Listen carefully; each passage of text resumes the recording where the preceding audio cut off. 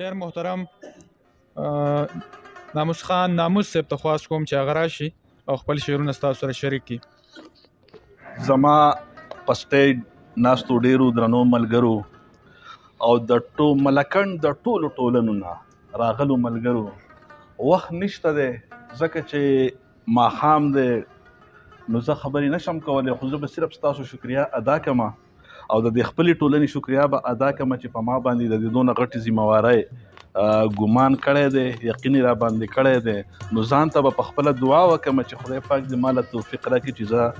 د دوی په معیار باندې برابر شم او د ژبې څه خدمت وکړم.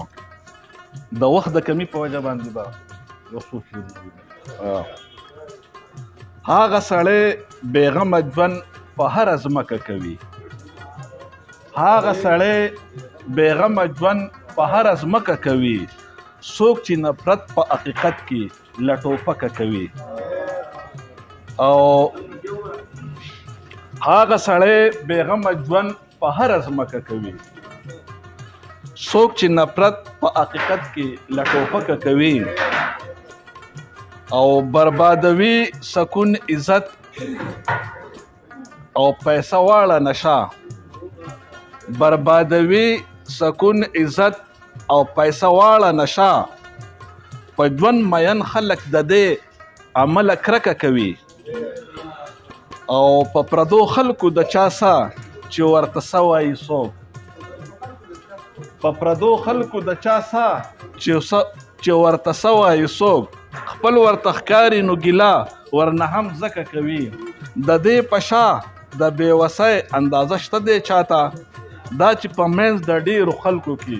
چورلکه کوي او خوله به یې ماته کړو که نومې بیا د دې واخیستو، خوله به یې ماته کړو که نومې بیا د دې واخیستو، څوک چې دعوه زما په خاوره تر اټکه کوي او د پښتنو وړو پخپو پسې ځکه تړي، د پښتنو وړو پخپو پسې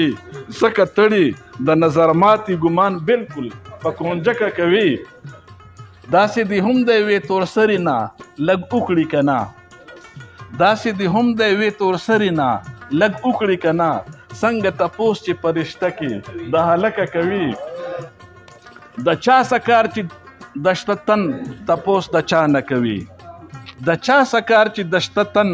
تپوس د چا نه کوي، لټنه خلک همیشه د بېدرکه کوي. او په هره مینه کې شک شته دی، په هره مینه کې شک شته که خطا کېږم نه، په هره مینه کې شک شته که خطا کېږم نه، صرف مور مینه بچو سره بې شکه کوي او نور بې وادې شي په غرض د لږ لالچ په بدل، نور بې وادې شي په غرض د لږ لالچ په بدل، خو پښتانه مسلمانان خبره کلکه کوي